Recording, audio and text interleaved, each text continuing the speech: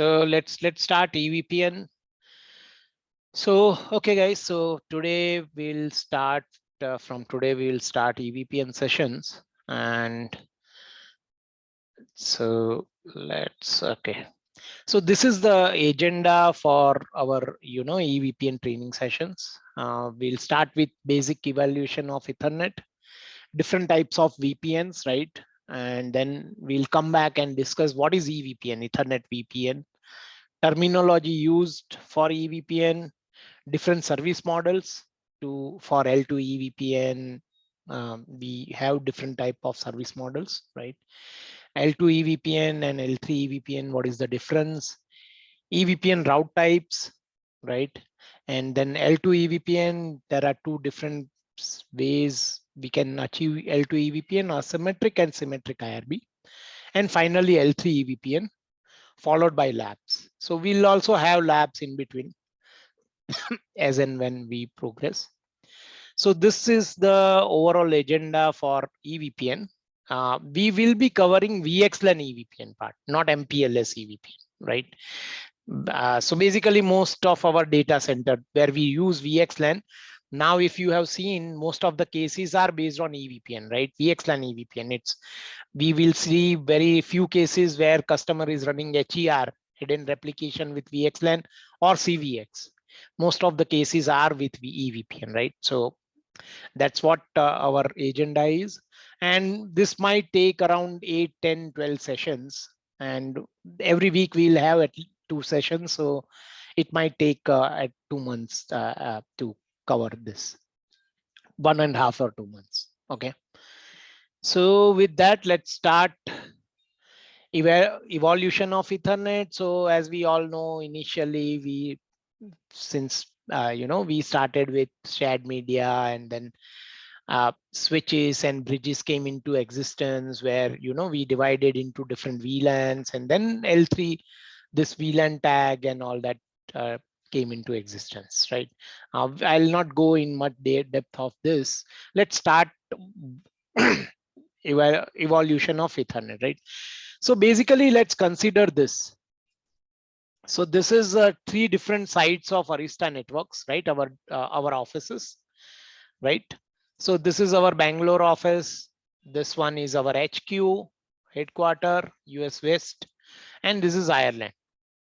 And as you can see here, we have all these VLANs at each of this location, right? So let's say one VLAN 100, which we have at each office everywhere, right? And similarly, this red VLAN is 200, which is also there, extended across all the sites, right? So basically what we are doing is we are extending our VLANs. VLAN 100 is present on all these 3 sites, and also 200. And they have same subnet, right? They are using same private subnet. We can take it as 10.10.10.0/24, right? So maybe 10.10 host is here and 10.20 host can be here, right? Similarly for VLAN 20, we can have 20.0 subnet, right?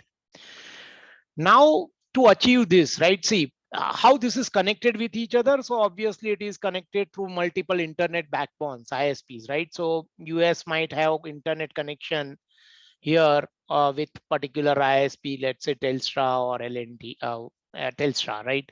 Similarly, Ireland will have particular, and Bangalore will have some connection with ISP.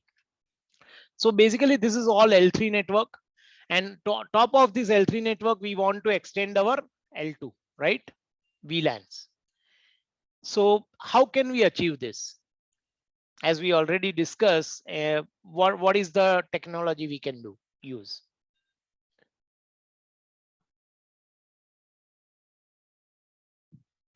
VXLAN. Yeah, VXLAN, right? So one is definitely VXLAN, right? Which we already discussed and we know, right? And that's what we will explore, right? More that how we will use VXLAN, and most of this is control plane of the VXLAN, right? So that is what we are going to use. There are many other technologies which is next, right? Which we'll discuss is like VPNs, right? So let's first discuss about VXLAN, how we do using VXLAN, right? So this is nothing but our, let's say, Bangalore, right, site. Bangalore site. This is ISP. We can consider this as ISP network, right? And this is our US HQ, right? So this can be different sites, right, over internet ISP, or you can consider this also as a within DC, right, multi devices connected through L3, which we already know. So in this, as we can understand, H1 wants to communicate with H2, which are part same VLAN, or basically you want to vMotion H1 to H2, right? What we use is we use VTAP, VXLAN. So H1 will send packet here.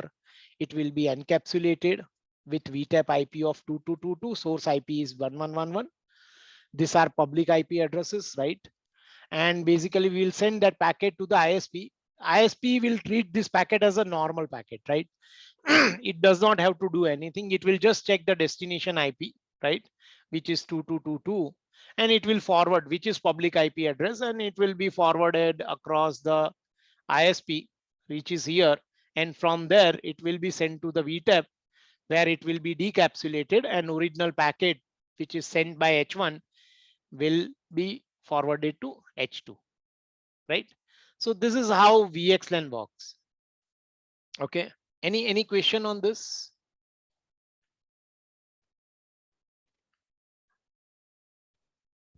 Okay, so now moving to next. Yes, so this is how, you know, L3 underlay is ISP. You can have either ISP or within DC, it can have multiple leaf spine architecture, right? L3LS. Vishal, just a query. Yeah. Uh, so these devices, if it is connected through ISPs, Mhm. the added MTU, can it impact in the ISP? Because I suppose there will be fragmentations involved. If it is going through an ISP, I can understand in a data center where we have a controlled environment for an MTU. So, what will be the impact if it is an ISP? Will it cause any issues because of the added MTU? Yeah, so basically it might cause, and many times that we have to work with ISP, right, to make sure that MTU is at least they have 1500 or basically so that we don't see any problem.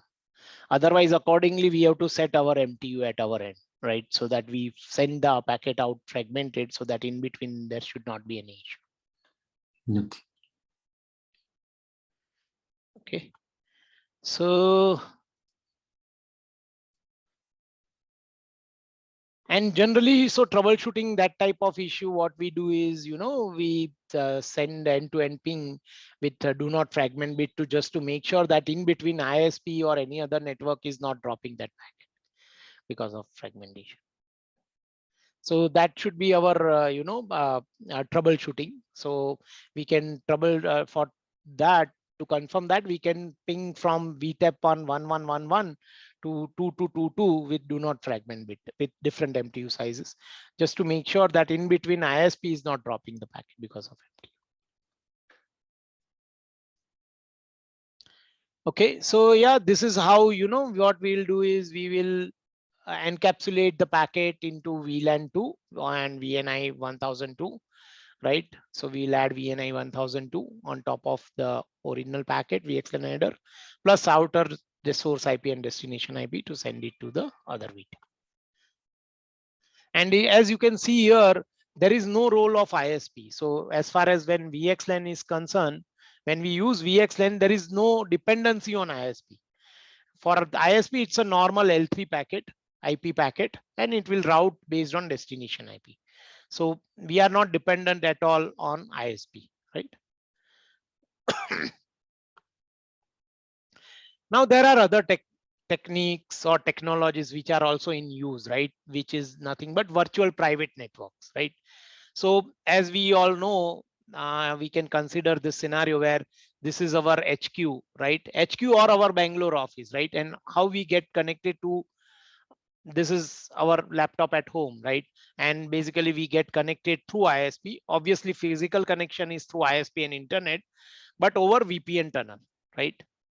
So this is one another way to, create VPN tunnel, right? So if you have observed, our IP address is private subnet, right? Some 10.10. Or 172.192.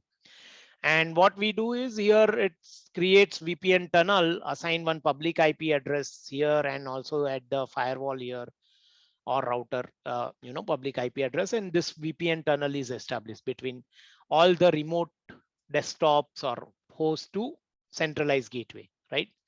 So this is one type of VPN, right? VXLAN is also one virtual private network tunnel, right? One tunnel.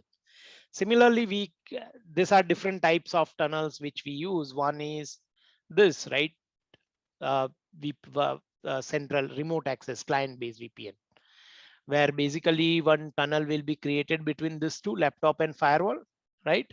To prevent any unauthorized access, and also we will have encrypted data so that our data is secure over private public infrastructure, right?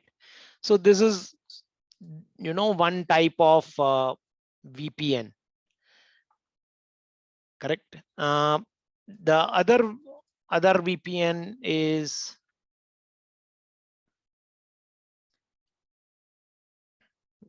site to site VPN, right? So similarly, right, to achieve what we discussed, that one is our Arista Bangalore office, BLR, right? And another is our corporate office, HQ.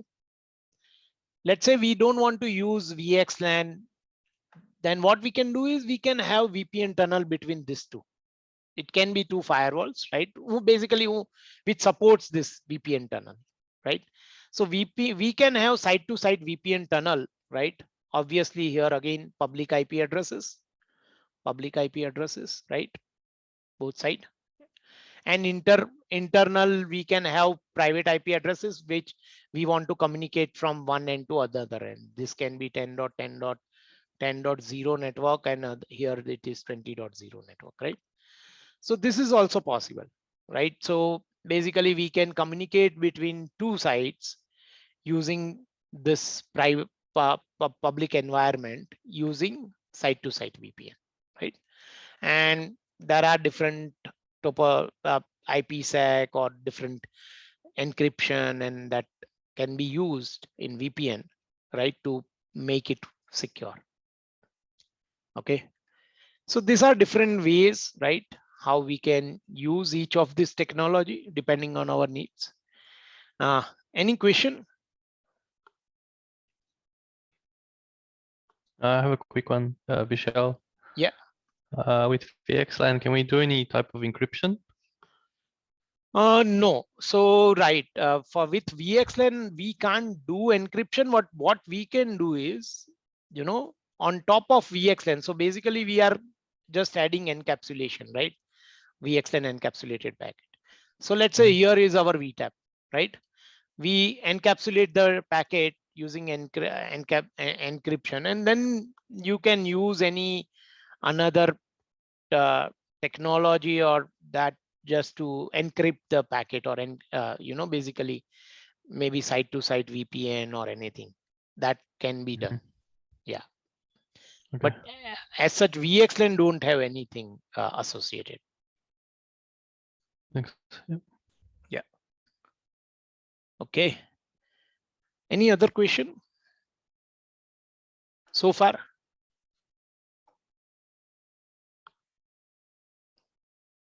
Okay. So now let's discuss the one which, we are going to discuss most of the time, is this MPLS VPN or VXLAN EVPN, right? So again, this is our head office, right? And these are our regional offices, let's say BLR and Ireland, right?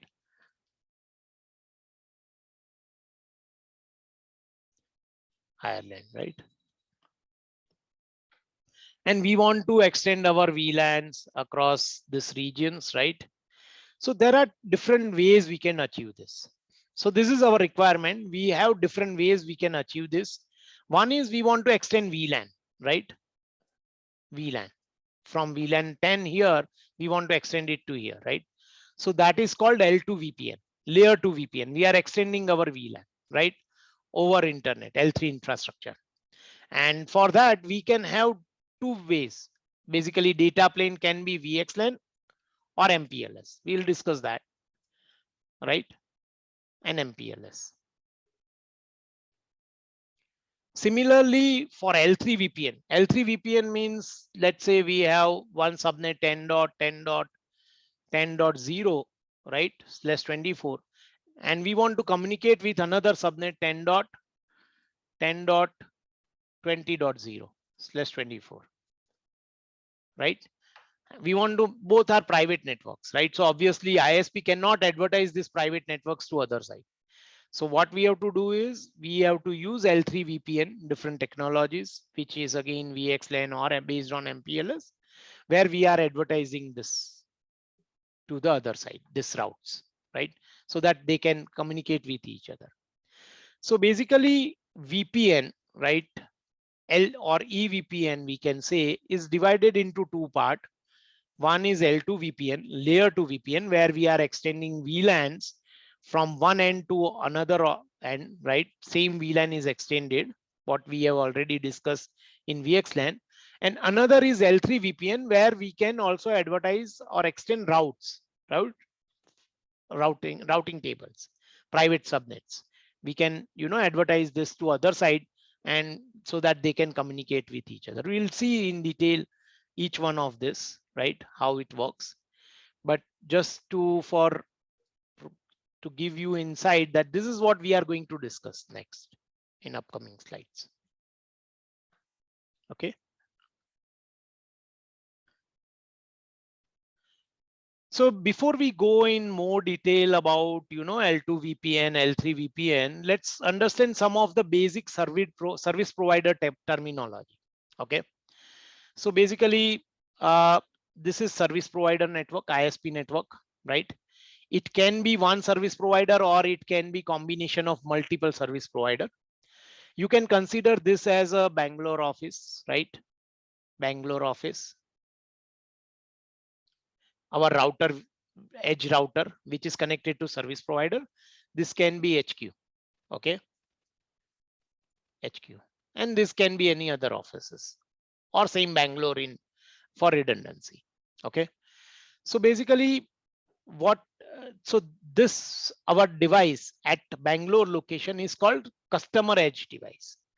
So this is called customer edge, okay, in service provider terminology. So when we discuss more about MPLS, we'll come across this terminologies, where this is called customer edge devices. The ISP device, right, ISP router, which is connected to the customer, our device, that is called PE device, perimeter edge, provider edge device. Okay. So here also it is PE device, right? These are PE devices which is connected to CE. Okay. And ISP has its own backbone, right? Which is called P devices, provider router in between. So this is called P devices in between. And this can be combination of multiple ISPs, and they might have P to P connection and then hand over to another ISP, right? So basically this, our end customer end device is called customer edge. At ISP, which is connected to CE device, is called perimeter provider edge. And this P devices in between routers is called provider router. Okay. This is also called LSR. P devices are also called LSR, which is nothing but label switch routers in MPLS technology. Label switch router. Okay. And PE devices is also called label edge router, LER. Okay. So basically customer edge devices, P devices, which is also called label edge router, and then P devices is also called label switch router. Okay. We'll discuss how packet will flow in this situation, basically with MPLS, right? Overview. So that we will discuss next. But right now, just want to make you understand what is C, what is P, and what is P devices in ISP network or service provider terminology. Is it clear? Any question?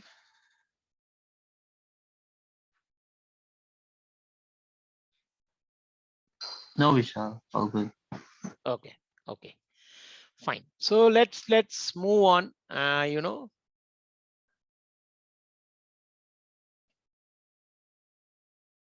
Okay. So now let's discuss L2 VPN, right?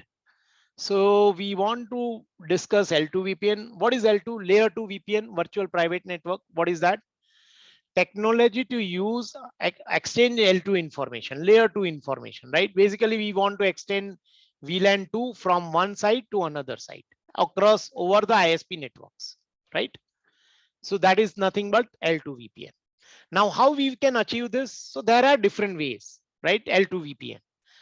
What is one way is, okay, so there are two ways. One is VXLAN data plane and another is MPLS data plane. So basically, what is VXLAN data plane? Anybody can tell me?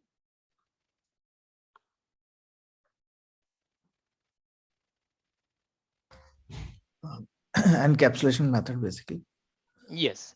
So we will encapsulate using VXLAN headers, right? So that is called VXLAN data plane. So whatever traffic we send, right, we'll discuss in next slide how VXLAN data plane. Everybody, you guys know, but yeah, we'll touch base on that.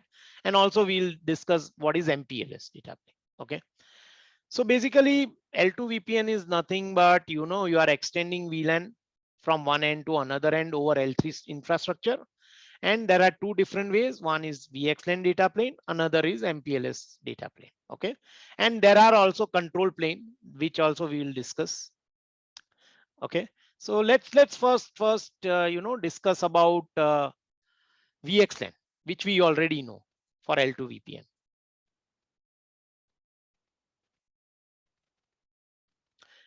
So this is our topology, right? So basically we have host 1 H1 10 10 10 10, right? You can consider it as a VLAN 10, right? And we want to communicate with another VLAN 20 here, right? Or there is one host which is in same VLAN. Let's consider it H3 one VLAN, right? Which is in same VLAN 10 dot 10 dot 10 dot 11. Okay.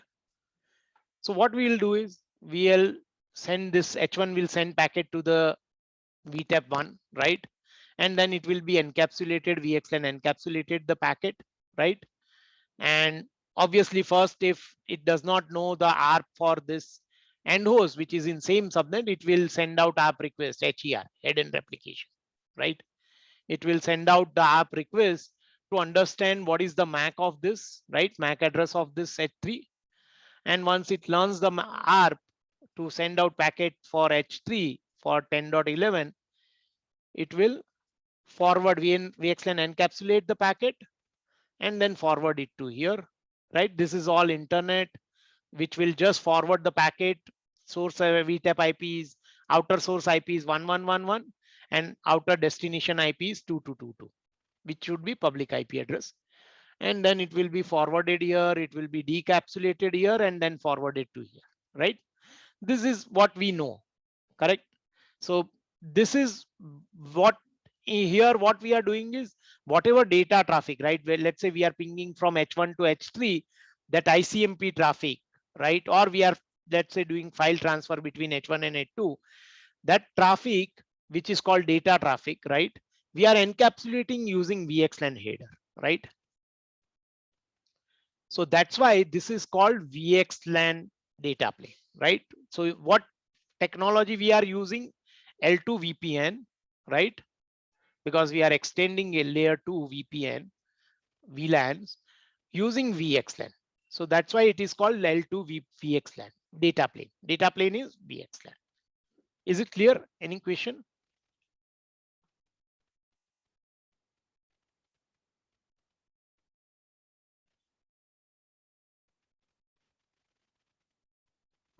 No, Vishal. Okay, so it's clear, right? What is data plane traffic? Why and it is called VXLAN. Now let's talk about control plane, right? So if you remember, there are different control planes, right? CVX, EVPN. So when you use VXLAN as a data plane, there are different types of control plane. That is CVX, EVPN, or even HER, right? So as per our discussion so far, we know what we have used when we discuss VXLAN. We use hidden replication, right? So let's say H1 wants to communicate with H3, same subnet host, right? Just a minute. Wants to communicate with H3, same subnet host. What we do is we have to send out this ARP request. We have to send it to all the VTAPs, right? So basically 2.2.2.2, if there are another VTAP, we have to send it to that VTAP as well. So that finally ARP request reaches at H3 and it gets we get the reply back. So that ARP is resolved and then H1 can send the packet to H3. And when we send this packet, this VTAP also will learn the MAC address here, right? It will learn the MAC address of H1 here over the VTAP. And similarly, this guy also will learn the MAC address of H3, right? Correct. So basically we are learning MAC address, right? On VTAPs, right? If let's say we want to communicate between H1 to H2, which both are in different subnets. So what we do, H1, we send the packet to the gateway, right? Send the packet to the gateway. It will be routed from VLAN 10 to 20. And from 20, it will send the ARP request to H2 to get the MAC address of this H2 host, and it will update the ARP table, right? So all this ARP table, MAC table update, right? Or even hidden replication, flood list. All this we are doing so far. What we discuss in VXLAN is manual, right? Data plane. See, MAC is learned through data plane traffic. When this packet comes here, we will learn that MAC, update the MAC. When ARP request reply comes here, we update the ARP, right? So this is all through data plane. And hidden replication VTAP list also we configure manually, right? So this is one way we can say that one way of control plane. How we are making sure that MAC and ARP is learned, right? Control plane information, which is MAC, ARP, HER, that is through data plane in normal VXLAN, what we have studied, right? So that is one way, HER, control, one way of control plane. Another is CVX, which Sachin has taken multiple sessions on CVX, right? So what is that CVX? So CVX is nothing but one controller, right? Obviously it will be in redundancy where all the VTAPs has connectivity, right? All the VTAPs has connectivity, correct? And what we do is, because see, when you have to learn MAC or ARP through data plane, right? There are a lot of, it takes time, and it till the MAC is learned, it will keep on flooding the traffic, right? Unless, the other MAC has not sent the traffic, let's say H3 and H4 is here, right? Host H3, H4. Now H3 has communicated with H1. So we have learned the MAC address of H3 here, but still this VTAP does not know how to reach H3 MAC address, right? So again, when H4 wants to communicate to H3, it will again flood the traffic, right? To all the VTAPs. And once it receives the packet, then only it will learn that MAC, correct? So basically, whenever any new host wants to communicate to another host, even though this host has already communicated to other hosts, still when new host wants to communicate, it has to flood the traffic, right? Because this VTAP has not learned their S3 MAC, correct? So these are, and also same for ARP request. We have to send out ARP request to all the VTAPs, right? So basically these are the challenges. And another big challenge is HER, hidden replication. Let's say you have 50 VTAPs, right? and you want to add one more VTAP or two more VTAP, you have to update flood list across all the 50 VTAPs for that new VTAP, or you want to remove one VTAP, right? So that's a big headache, and the chances of configuration mistake is a lot more, right? So to, you know, solve that problem, Arista has come up with CVX, right? Control CVX controller, right? Where all the VTAPs are connected with CVX. Okay. This is, let's say, VTAP 3. What it does is, as soon as H1 communicates with any of this host, it's MAC learn locally, right? MAC is learn locally, H1 MAC. It will advertise this information to CVX that, hey, anyone wants to, basically H1 host is behind me. Okay, so it will update that H1 is behind VTAP 1. And after, so this CVX, what it will do is it will also advertise the same information to other VTAPs. So now, as soon as H1 has communicated with any of the hosts, and it has just sent the app request for the gateway, its MAC is learned. As soon as its MAC is learned, it will be advertised to CVX, and CVX in turn will advertise it to all the other VTAPs about H1. That if you want to reach to H1, you have to send packet to VTAP 1 behind V1111. So now, if any host, let's say H3, wants to communicate with H1, it will send packet to H3 VTAP, and VTAP knows how to reach H1, right? So you don't have to flood the traffic, unknown unicast, right? Because it is already resolved as soon as H1 has communicated with VTAP, right? So that's the advantage of CVX. Another advantage, so that basically MAC sync, right? So CVX does the MAC sync, right?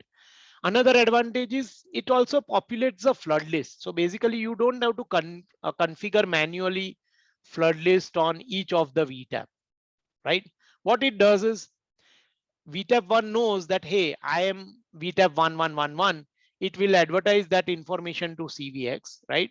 Similarly, 2222 will be advertised to CVX, and CVX will for VLAN 10. So for each VLAN, let's say VLAN 10, VTAP 111 is part of it, right?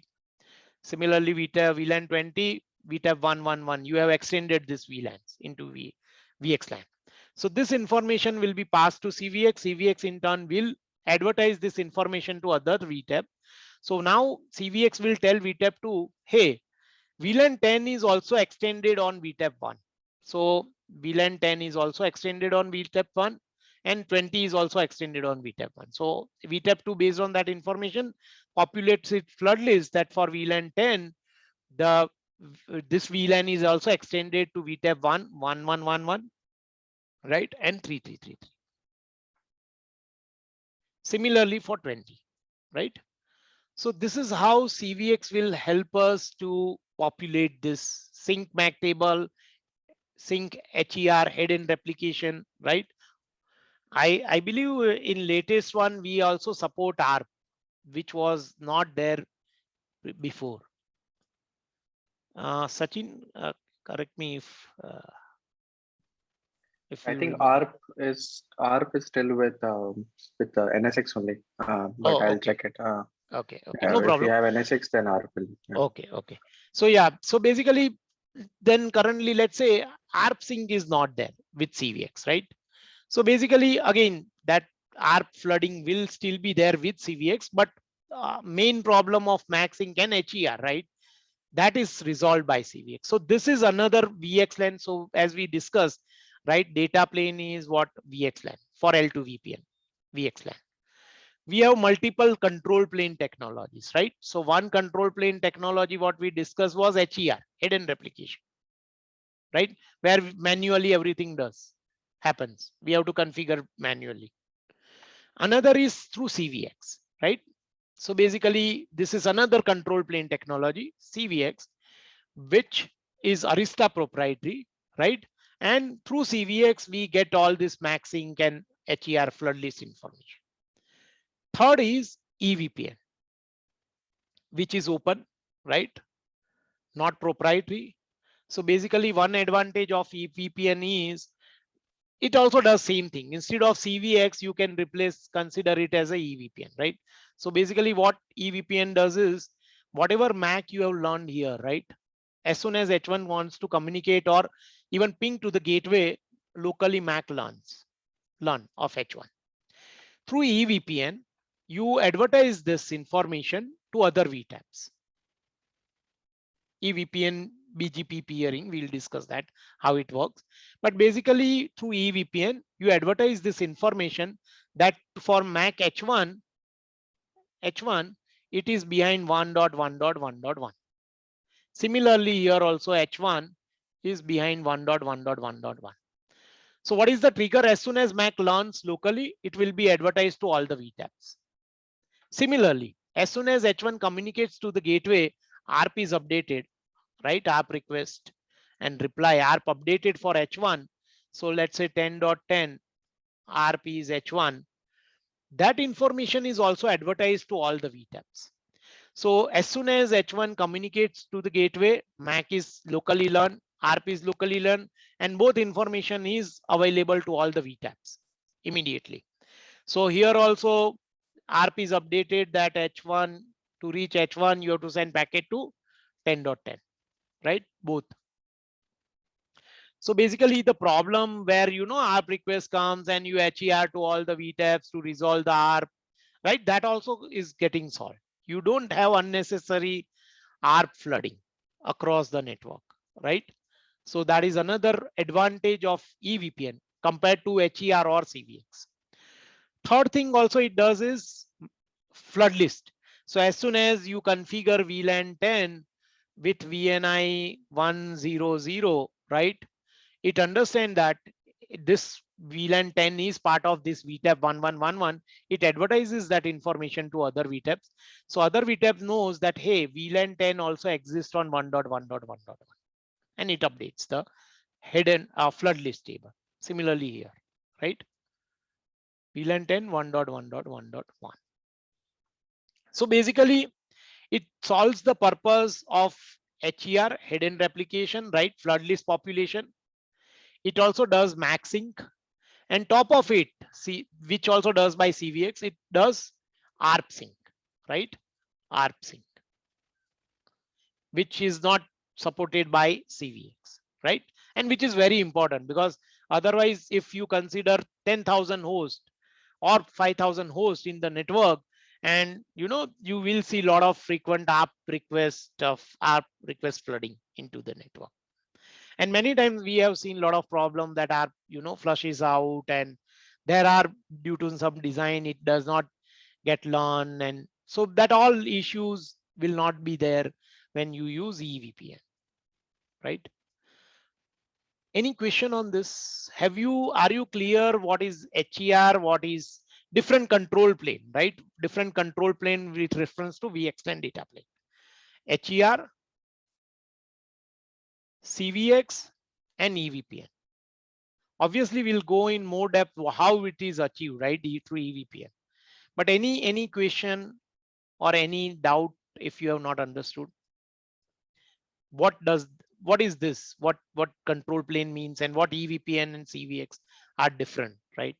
Any question?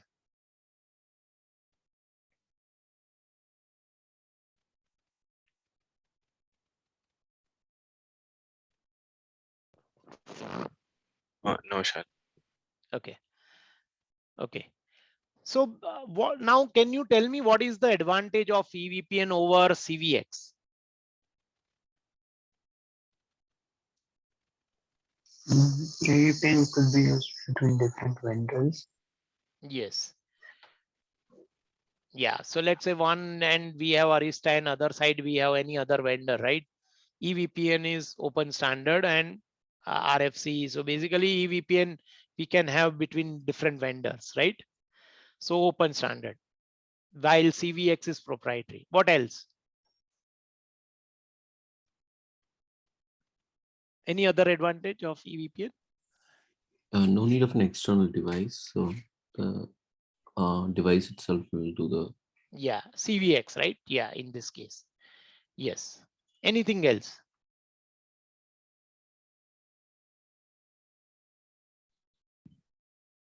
ARP sync. ARP sync, right? That is also a major point where, you know, ARP is not getting flooded, which will be the case with CVX. So now you can understand the importance of EVPN with VXLAN, right? And you can understand that why customer will use out of these three options EVPN with VXLAN data plane, right? It's very clear, right? So that's the reason we are seeing most of the cases on VXLAN EVPN, right? Not HER or CVX. Some small customer, small DC, they might use HER or CVX. But otherwise, if you want to communicate between multiple DCs, right, then it's best is to use EVPN, or even some also use CVX plus EVPN combination, right? But most of the time you will see that EVPN is in use, either alone or with combination with CVX. Okay, any question? Vishal, one question. When you mentioned HCR, it's a basic VXLAN, right? Yeah, HER, hidden replication, which we discussed so far, right? During our VXLAN refresher sessions, where we have to manually configure, you know, VTAP list, Flood right? list. Yeah, flood list. And also MAC and ARP is learned through data plane traffic. When traffic comes, then only you will learn that MAC address, right? Yeah.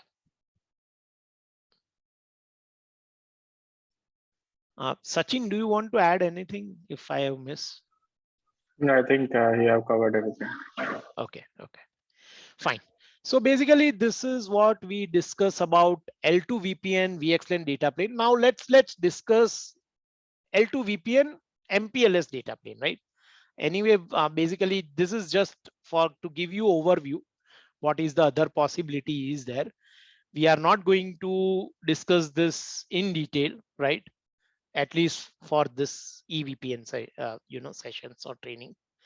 But what is the other way, right? Let's say customer or Arista, this HQ, we don't have device, or whatever devices we are using, switches, routers, don't support VXLAN, right? It does not support VXLAN. And even when VXLAN came into existence in last few years, but before that, it was not there, right? And how still we have this L2 VPNs, right? So what if your device does not support VXLAN, or you don't have expertise for VXLAN, you don't want to run VXLAN, how you will extend this VLAN 2 to VLAN 2 here? Any idea? MPLS. MPLS, yes. So basically how it works is we go to the ISP, right, service provider. We ask, let's say here it's Airtel, right? So our locally we will go to the ISP and we'll ask them that, hey, I want to extend my VLAN 10 to my other device here, ISP, this HQ. Okay. So I'll ask them that, hey, I want to extend VLAN 10. What I'll do is I'll just connect L2 link, this L2 link, okay, L2 trunk link or access link. Basically, I'll send L2 traffic, layer 2 link to this ISP device. Now ISP has MPLS backbone. They use VPLS for L2 VPN, right? VPLS is nothing but virtual private LAN service, virtual private LAN service, okay, which again works on base of MPLS, right? Uses MPLS as a backbone or data plane. So what it does is it has MPLS backbone. Okay, so this is PE devices, and when that's where this PE, P and C concept come into place. Terminology comes into place with reference to MPLS. So basically, it has PE devices which is connected to CE devices at edge router as an edge router, right? These are PE devices, and it also has MPLS backbone, right, where multiple PE devices are there in between, right? This is a backbone. And it can be redundant, means there can be multiple this P, right, connected with each other with redundancy like this, right? So this is the backbone. So what it does is, as you receive, it receives this L2 frame, right? L2 traffic. It has to understand now, right? That, hey, to send traffic, this is H1 host here, and this is H2 host. Both are in same VLAN, right? It has to first learn the ARP address of this part, this guy, right? MAC of this IP address, let's say 10.2. So it has to learn the MAC 10.2, how to send that to, right? This guy. And it also has to learn the MAC address behind which particular device, right? P device. So that is learned through VPLS. So that's why it is control plane is VPLS for L2 VPN, right? So through VPLS, it understands that, hey, I want to send packet to H2. I have to send this packet to P. This is, let's say, P1 device. This is P2 device. So it will understand that, hey, H2 host is behind P2 device. It will send that traffic or packet to P2 device. P2 device will then decapsulate or remove that extra header MPLS and forward it to here, right?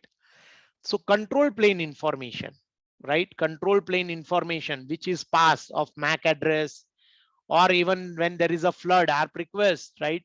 And it has to reply back, that all information is provided through VPLS control plane. Okay, we'll not go into detail how this works, at least for this. But basically, the way we had EVPN or CVX as a control plane to learn MAC, ARP, and HER flood list, similarly here VPLS takes care of it as a control plane in MPLS environment. Okay, so that is how VPLS make sure that this MAC, ARP information is learned properly. And MPLS data plane means when you send, see, you do not know about anything about MPLS. For you, it's only ISP, you send that traffic to ISP. Now ISP will take care, basically what ISP does is, it add the MPLS header here, right? MPLS header is nothing but basically between L2 and L3 header, right? Labels, basically it uses labels instead of, to make it faster, right? Instead of checking the routing table for the destination IP, it uses label. So basically it pushed the label here, one label, right? On P devices. So that's why it is called label edge router, LER, PE also called label edge router, label edge router. Well, where it will, based on the destination PE, where it has to send the packet, it will push the label, let's say 10, right? So that's why it is called label edge router. It will introduce the label. When it comes to another P devices, which is called LSR, label switch router, it will not push the label or pop the label, remove or add the label. It will swap the label. So that's why it is called label switch router. It will, based on the label, it knows that, hey, I want to send this packet to PE2. Then I have to switch this label 10, what I have received 10 to 20. So it will swap that label. Okay. And then send to another P. Another P will again swap 20 to, let's say, 30, right?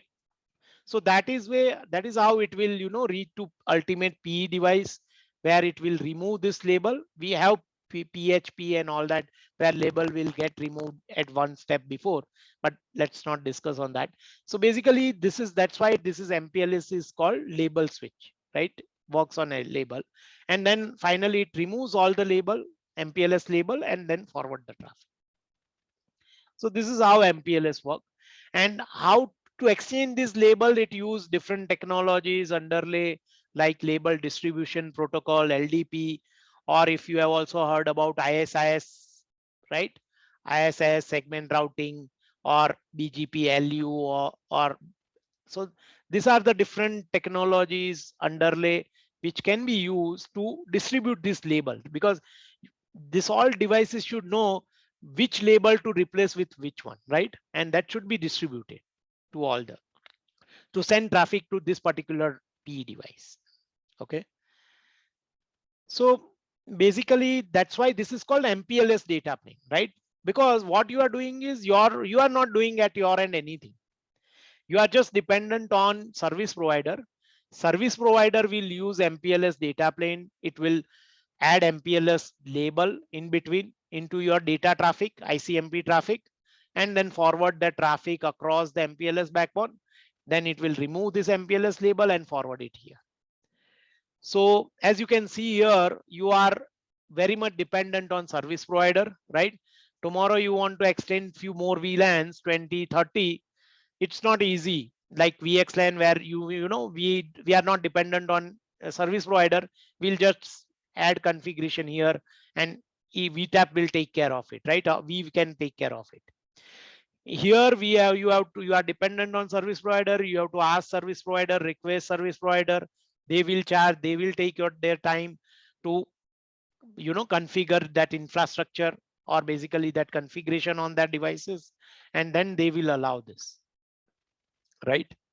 So this is another way, which is called MPLS data plane. Your traffic will be passed from one VLAN, same VLAN, between two different sites through using MPLS data, MPLS labels. But that is only in ISP. We will just send the normal packet. And control plane they use is VPLS. This is one of it. There are others, right? Which they can use. Even EVPN MPLS also is there, right? So even EVPN plus MPLS is also used as a control plane, right? And there are many others. Is it clear? Any question?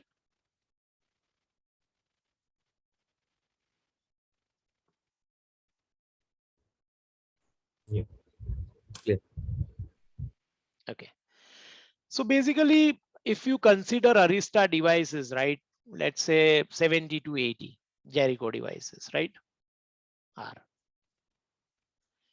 There are two use cases of this. Any means Arista devices. It can be used as basically customer device at our headquarters HQ, or where it can act as a VTAP, right? VTAP for VXLAN encapsulate, receive the packet, encapsulate VXLAN, directly send here to another VTAP, decapsulate, send. There is no role of ISP, right? It just sends the IP packet, right? So this is basically where we use our 70 to 18 DC, right? To communicate between different DC. We can use service provider internet, but we have VTAPs at each DC and we can extend this, right? So this is where we use our 70 to 80, right? In DC environment, right? And what we will use is we will use VXLAN data plane and any of this control plane or combination. So that is one of the application of 70 to 80. This can be any other device, Arista device. I'm just explaining different ways it is applicable, right? So which customer will buy this? Data center customer, where they want to extend using VXLAN, VLANs. Same, this device can be bought by service provider, right? Service provider. What they will do? There are many customers who don't run VXLAN or they just want to extend L2 VPN, right? They comes to the service provider. Service provider will put our 70 to 80 here as a PE device, right? And they will configure this MPLS backbone. That this PE also can be our Arista any devices, right? Which supports MPLS functionality.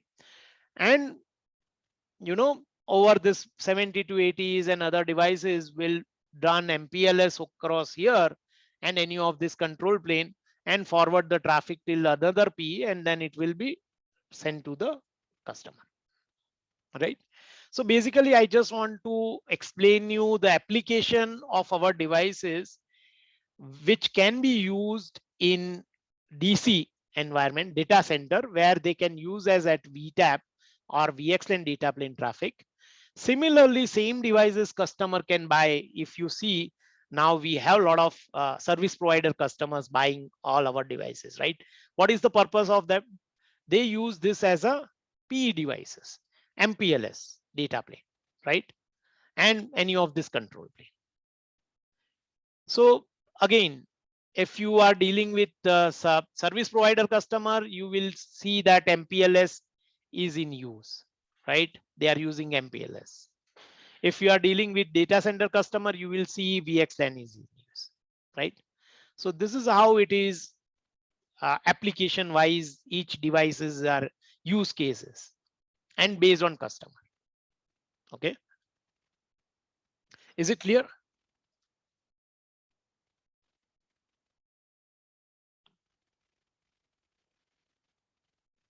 Yeah, Vishal. Okay. So which one you prefer? If you have, your devices also supports this VXLAN, which one you would prefer? Data plane, MPLS or VXLAN? And why? VXLAN. Okay, why? Less complicated. Yes. No, Less I think complicated no. means on what basis? See, complication wise, MPLS is less, right? Because you don't have to do anything on your device. Yeah. yeah, You I will think have we more have control. control over it. Yeah. You have control, right?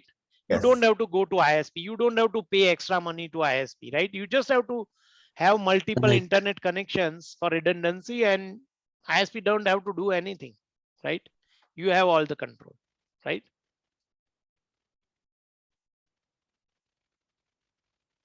Okay. Fine. I think that's it for today. So any questions so far?